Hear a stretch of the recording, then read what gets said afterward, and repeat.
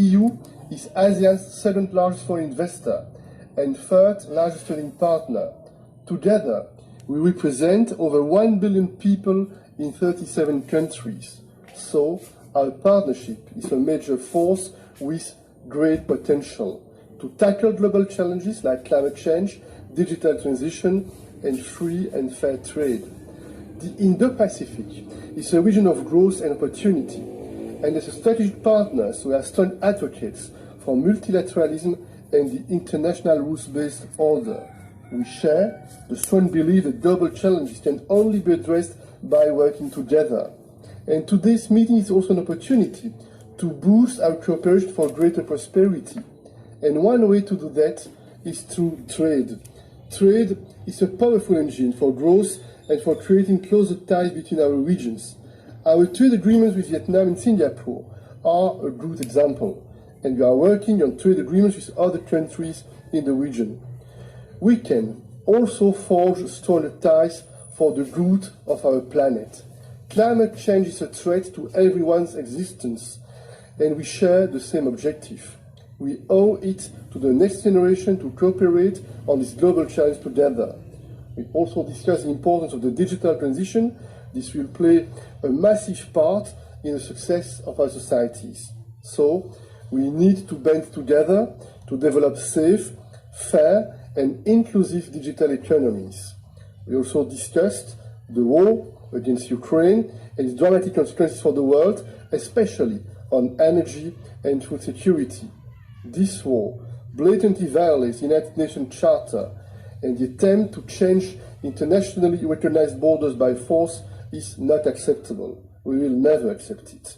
We also discussed the crisis in Myanmar that negatively impacts stability in the region, and we continue to support ASEAN's efforts to address this crisis. We support the full implementation of the 5-point consensus and the personal investment of Prime Minister Hun Sen. Finally, we discussed our intensified security cooperation with several Asian and ASEAN partners, including maritime security. Maritime security is vital for the world, is vital also for Europe, due to the importance of trade routes and their protection. It's in our mutual interest to bolster our cooperation in this area. This has been a memorable day.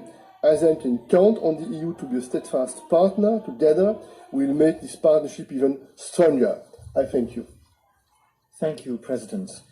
May I now invite the Prime Minister of Cambodia to take the floor, please.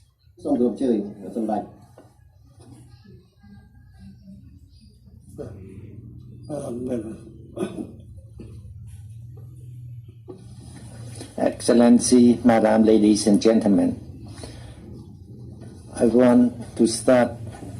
I raise my agreement to what Excellency Michael has been raising. For me, I start by warmly welcome to all to take part in the press conference today. Today marks a very special moment for our partnership with the successful and fruitful organization of the ASEAN-EU Commemorative Summit. I would like to share the optimism and confidence as expressed by His Charles Michel and Her Excellency Ursula von der Leyen regarding the positive advancements of relations between our two regions, and to express that my belief that our cooperation will be further deepened and become more comprehensive with mutual benefit. I am very delighted with our open, frank, and constructive dialogue on a wide range of topics that are relevant and significant to our region.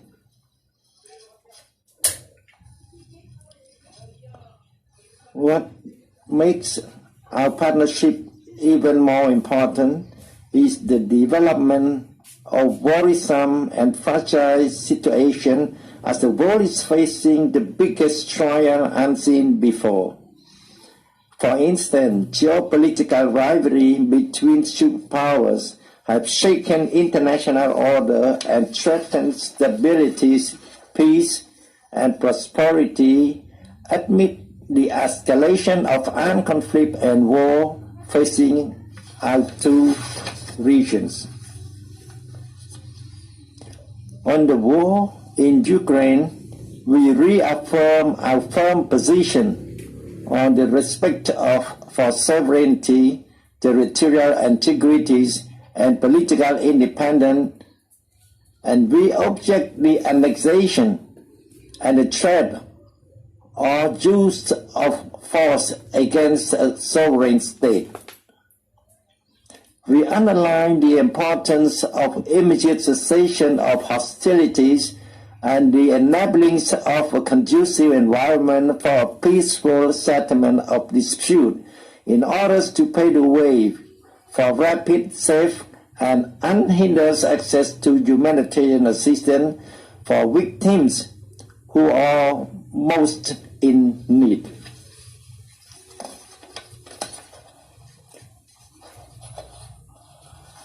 With what has been mentioned, what is our hope is that our two regions has been connected, even geographically far away, but we are connected, become a strategic partnership. And what is the main goal that we can find in our meeting is the free trade agreement between ASEAN and EU, the two regions. That work has need to be done as quick as possible. Thank you for your attention. Thank you, Prime Minister. Madam President, can I invite you? Yes, thank you very much, dear Prime Minister Hun Sen, dear President Marcos, dear Charles. Ladies and gentlemen, we had an excellent summit today with our ASEAN partners. Quite a special summit too, indeed, because it marks 45 years of relations between us, and it's a perfect occasion just to open a new chapter in our partnership. We are what you just said and called strategic partners. We stand behind this term. What stands behind this term is the reality of two regions that have so much in common, despite being a world apart. We are the two most successful regional integration projects in the world. We share the same unyielding commitment to multilateralism and the international rule of law. That means the same rules for all, whether big or small, and we both want to relegate the notion of spheres of influence to the past, where it belongs. The European Union pleads for closer cooperation between the EU and the ASEAN partners. Russia has unleashed its war of aggression against Ukraine. War has returned to the European continent, and it is clear that this is not solely a European problem, but the world is feeling the brutal shockwaves of this war on food prices, on energy security. And all this is a stark reminder that today, in this world of interdependencies, there is no such thing as a European problem or an Asian problem either. All the challenges we face today are of global nature and therefore affect all of us. You, ASEAN, know what is at stake, and therefore we are very grateful that you have signed the Treaty of Amity and Cooperation with Ukraine. Very much welcome that. The more acute global challenges are, the stronger our partnership must be. And today, we indeed discuss several strands of work to reinforce this partnership. The first one is energy. We want together to accelerate with our partners the clean energy revolution. So today we launched a Just Energy Transition Partnership with Vietnam, for example, similar to the one we have with Indonesia. And we have also decided to start an EU-ASEAN new energy dialogue, because we all know renewable energy is not only good for our climate, but it is also homegrown and therefore creates independence and security of supply. Second point is trade. A lot has been said on trade. We want to trade more with each other. We already are each other's third largest trading partners.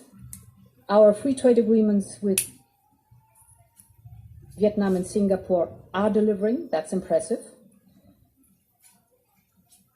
The European Union wants to conclude more such agreements with ASEAN countries, and our ultimate goal would be to negotiate a region-to-region free trade agreement.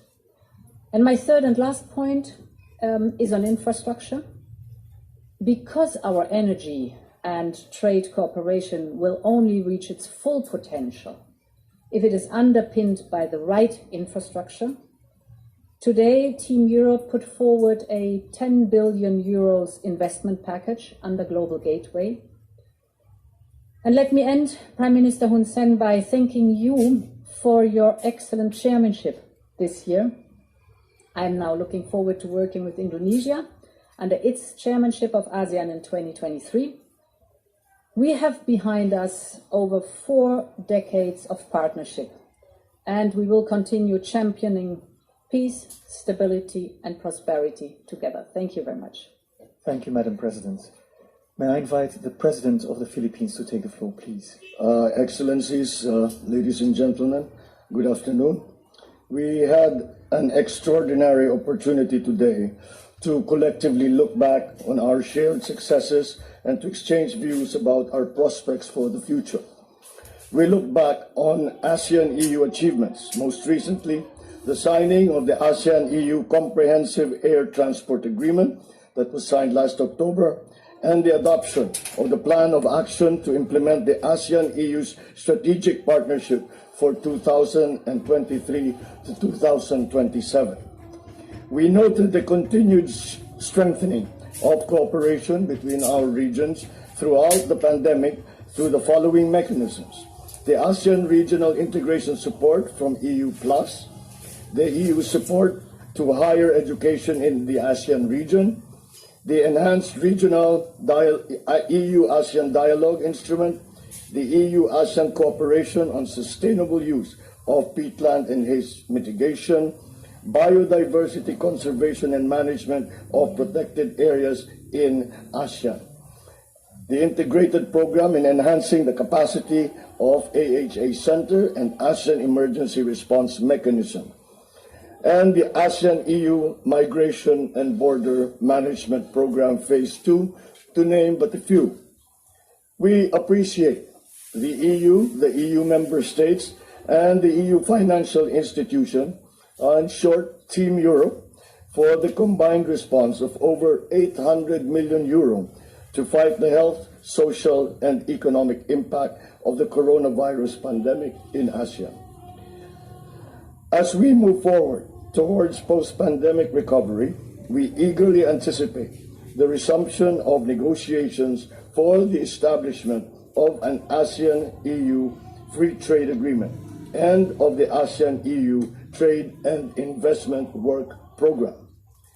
I am pleased that today's summit imbued all of us as ASEAN and EU leaders alike with a sense of renewed commitment to continue nurturing and expanding our unique ASEAN-EU partnership, which will serve us well as we are squeezed by the myriad challenges that we have just discussed, such as the supply chain issues brought about by the pandemic, the global threat to food and energy security made worse by the conflict in Ukraine, and to the societal and economic havoc wrought by climate change, to name a few.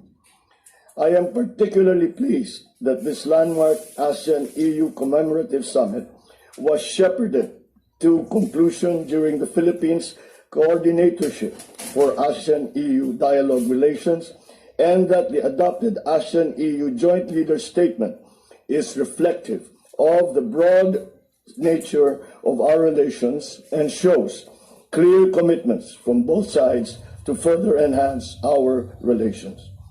We hope to achieve more milestones as the Philippines continues to guide the ASEAN-EU dialogue relations until 2024. I assure my fellow ASEAN member states and all European Union member states that the Philippines will continue to expend all efforts available to ensure that the implementation of the plan of action to implement the ASEAN-EU Strategic Partnership for 2023 to 2027 proceeds as intended. We will strive to expand and deepen our cooperation in the priority areas of post-pandemic economic recovery, strengthening public health institutions, maritime security and cooperation, environmental protection and sustainable economic development, combating, of course, climate change, and connectivity with its new definition, which goes beyond the strict definition of digital connectivity, but connectivity in all manners, by air, by land, by sea, by digital means. We also will work for the digital transition and the lessening of the so-called digital divide, migration, and gender justice. We look forward to nurturing and bringing forth ASEAN-EU relations to greater heights in our role as country coordinator for ASEAN-EU relations in the next 2 years. Before I end, allow me to thank Your Excellencies, EU Council President Charles Michel, EU Commission President Ursula von der Leyen, Czech Prime Minister Peter Fiala, and all EU member state leaders for your very warm welcome that you have given us all here in Brussels. And we look forward to the next commemoration of EU-ASEAN relationships. Thank you. Thank you, Mr. President. We'll now take a couple of questions. Let me start with someone from the Philippines. We had Alexis Romero from Philippine Star. Yes, please. Good day, President Marcos. How are you doing? Just about managing. Okay, thank you very much. President Marcos, you cited in your speech earlier the need to go beyond declaring respect and support for UNCLOS and to see an effective application of the UNCLOS to address maritime disputes. And we all know that this includes the South China Sea row. What concrete measures can the ASEAN and the EU undertake to ensure the rule of law in disputed areas beyond the usual strongly worded statements? Well, this is one of the reasons that we have these conferences, is to map out any possible actions that might be jointly taken, because every action that might be taken that objects or brings light to a possible violation of the UNCLOS is much stronger when it is brought about by a group of nations such as ASEAN. And if the EU now, with our strategic partnership, is able to also join their voices to that, then that will be much stronger in the terms of actually being able to enforce what UNCLOS is all about. Their commitment, by the EU's commitment, which is found in a joint declaration, the EU's commitment to even the doctrine of the DOC, the doctrine of behaviors in the South China Sea, is already a very, very big step for us in the Philippines, for example, and for all the countries around the South China Sea. That we now have the support, a strategic support from not only the member countries of EU, but of EU itself. Now, because EU and ASEAN together comprise the largest, most well-organized regional aggregations, then that will be a very, very strong position to be able to negotiate, even individually for the Philippines, or jointly with ASEAN, or even with the EU, as perhaps as a third party, for us to take action and to negotiate further these difficulties that we are all having to face with the problems in terms of territoriality in the South China Sea. Thank you. We have another question. Rosie Birchard, yes, from Channel News Asia, please. Thank you very much. Rosie Burchard reporting for Channel News Asia, CNA. To President Marcos and Prime Minister Hun Sen, the EU has announced this 10 billion euros of infrastructure investments. Now that is just a drop in the ocean really when you compare it to what the Asian Development Bank estimates is needed in terms of investment to keep up levels of growth in ASEAN. What would you have liked to see? Would you like to see more? Can you give us some insights into that? And to Presidents Michel and von der Leyen, we heard a lot about a potential block-to-block free trade agreement there. Now, I believe that's still pretty far off.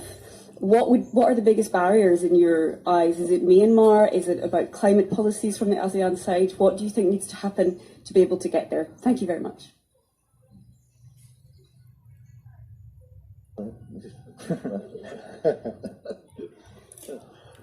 Well, I think the one who can best answer that will be the donor of the 10 billion euro, and we would like to ask them how they would want us to use their hard-earned money when it comes to ASEAN. So perhaps President Michel. No, maybe I will try to answer both questions. First of all, we are absolutely determined to upgrade the level of our ambition in terms of a strategic partnership with the ASEAN countries. This is very clear. And this is also very important to take into account the fact that the EU is mobilizing money in order to make very tangible the bilateral partnerships we have with each of the ASEAN, the members of this ASEAN organization, each of the ASEAN countries. And this is an important signal that we want to send to the leaders, but also to the people in that region. Point one. Maybe with a smile, another information that I had the occasion to share yesterday with some of the ASEAN colleagues. Sometimes it could happen, we have some difficulties within the EU to be on the same page. Sometimes we have divisions, we have difficult questions, we have difficult topics. But one thing is absolutely certain. When we have on the agenda of the European Council our relationship with ASEAN, spontaneously, immediately, the 27 member states, we are all on the same page. We are absolutely motivated to strengthen the ties. We have exactly the same assessment. We think this is a strategic importance for all of us to develop and to make more tangible this partnership with that region. And this is a transition to the second part of your question, the trade agreements. You know, this is a general debate across the EU. We believe in the free trade. We believe in the globalization, but we think at the same time that we need to work for more common standards, more similar standards, to take more into account our common goals in terms of climate change, for instance, in terms of labor conditions, for instance.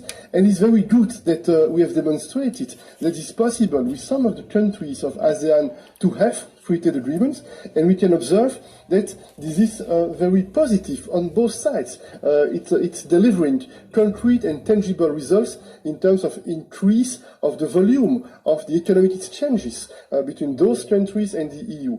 And this was told by the President of the Commission. It's not a secret that we have also exploratory talks with some other ASEAN countries in order to identify how we can try to make some progress and maybe to launch negotiations in the following months or in the near future.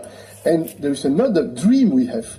We have the dream to make possible, sooner or later, EU-ASEAN free trade agreement. But of course, to make it happen, it's also important that within the ASEAN, steps are made in terms of economic integration. It's not exactly the same situation in each of those countries, and it's probably also an encouragement with respect for the ASEAN countries to observe some progress in terms of economic integration. You can see that we are really motivated. We are very proud because this statement today is a very strong message. It's a strong impetus for the future. There are concrete projects on the table, and we are very optimistic and confident that on a regular basis we'll have the occasion to meet at the leaders level in order to assess what we did and what we need to do in order to make sure that we are implementing what we have decided.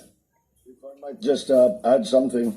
It is remarkable actually to see during our meetings how, despite the marked differences between EU member states and ASEAN member states, that it is remarkable that we identify the same priorities as EU together as ASEAN does, as the EU seems to also have the same priorities. And those are in the areas that we spoke about: environmental protection, sustainable economic development, combating climate change, connectivity, cybersecurity, digital transition, migration, gender justice. So it is, as I said, it is just an indication and a manifestation of how global we have actually become. And although we come from very different places, from very different conditions, we have a very similar view, very similar worldview of the challenges that we all face. You want to say first? Yeah, go ahead. I would like to add, please put on the earphone. I would like to add the response from Charles Michel and Excellency Marcos.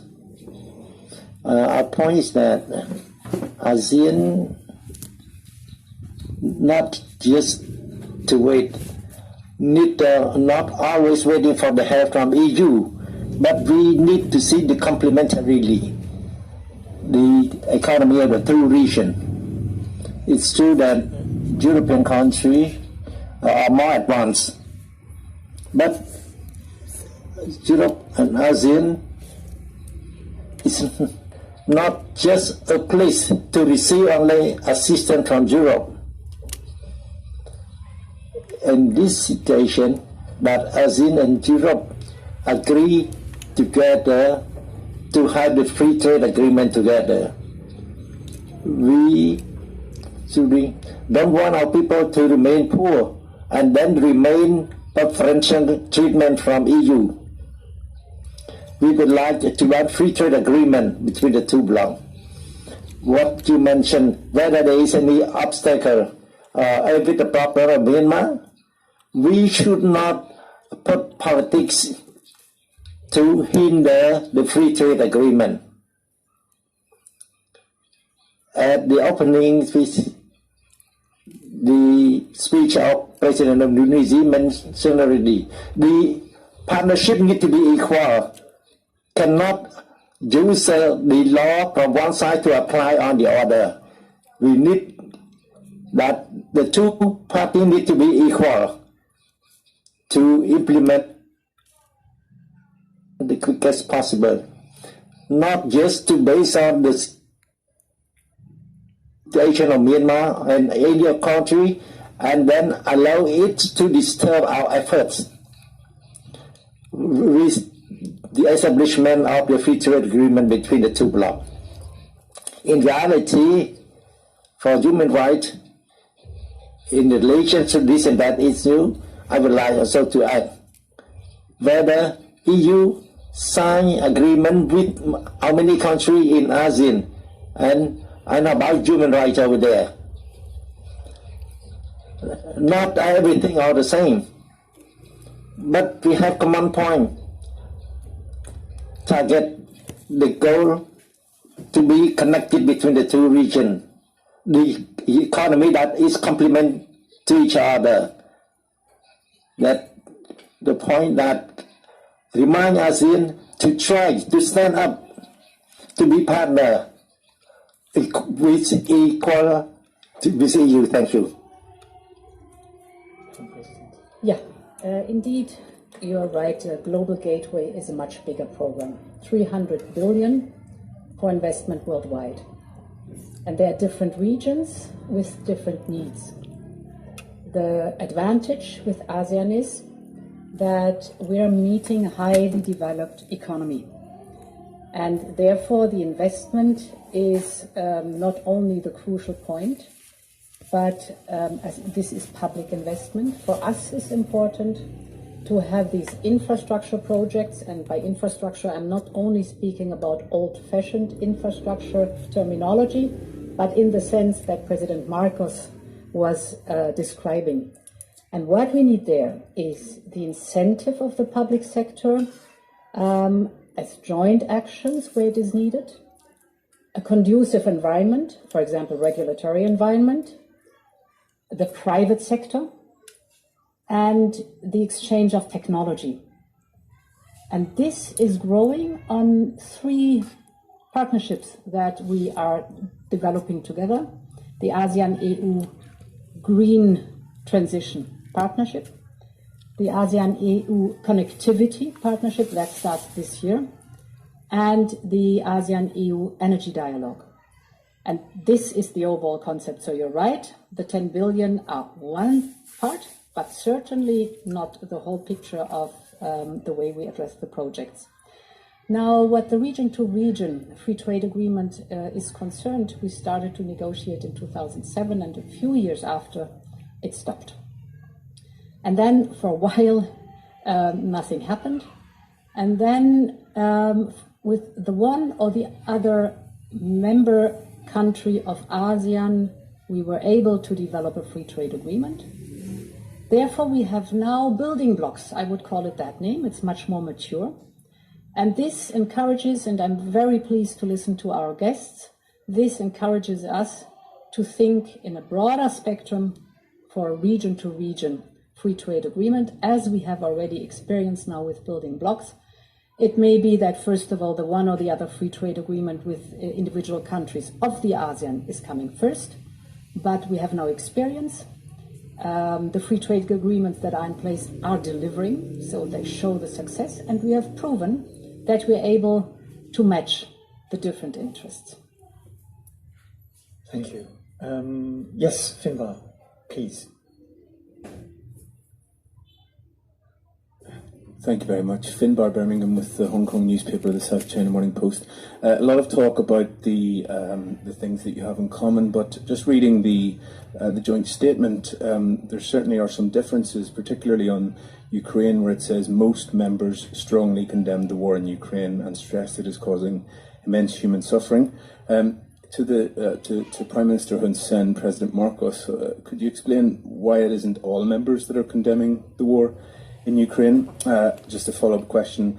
ASEAN is often portrayed as a swing state between the big powers of the United States, China and Europe. I'm wondering from both of your perspectives whether you welcome the European Union to compete with the United States and China, or whether indeed you do see it in that way. Thank you very much.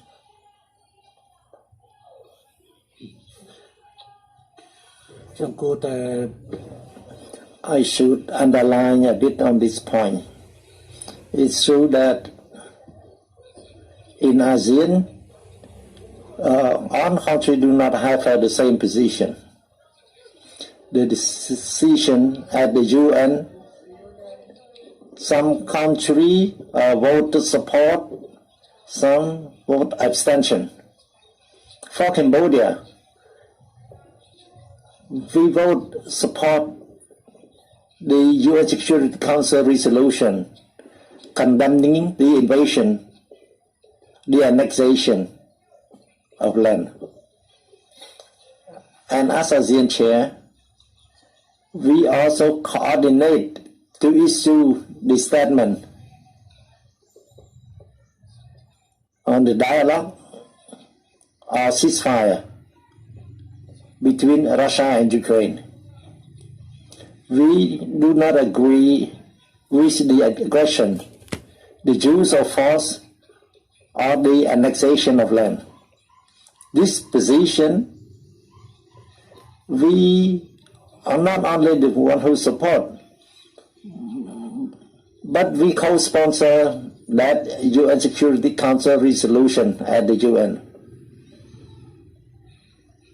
And in relation to position, and with Ukraine issue, Cambodia also make decision already in order to send the deminer trainer with Japan, working with Japan, to help the Ukraine deminer, provide them training. And we also accept 15 Ukraine in January to come and then we train in destroying mind and in the humanitarian assistance.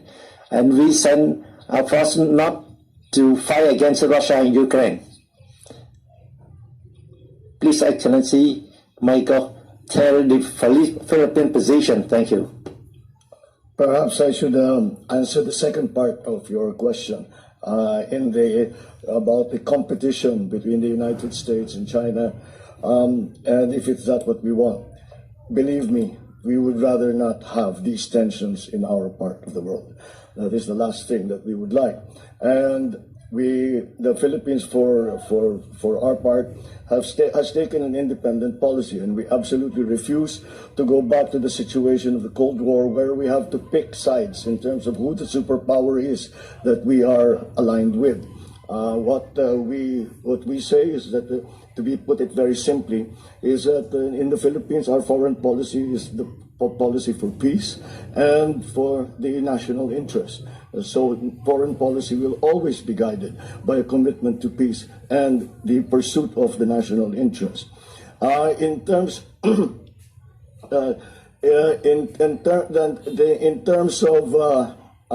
that competition, as I said, we have to find, I think all of us member states, especially in ASEAN, have to find our own way. However, I think I would not be overstepping by saying that we agree, in the sense that we are committed to the idea that the future of the Asia-Pacific region should be decided by Asia-Pacific countries and not any other power outside of our area. Thank you. We have one more question, I believe. Yes, from Nestor Corrales, please. From the Philippine Daily. Good afternoon, Mr. President Marcos. What has been the EU's response to your call to concretize the loss and damage concept in relation to climate financing, and what measures can be done to ensure that major polluters will be made accountable? Well, it's this very tricky question, and I brought it up simply to illustrate that EU has in fact been at the forefront in the kind of shall we say, compensation for climate change. And however, the issue of damage and loss is still, although it is a big step forward, that we all now accept, both developing and developed countries now accept the concept of damage and loss.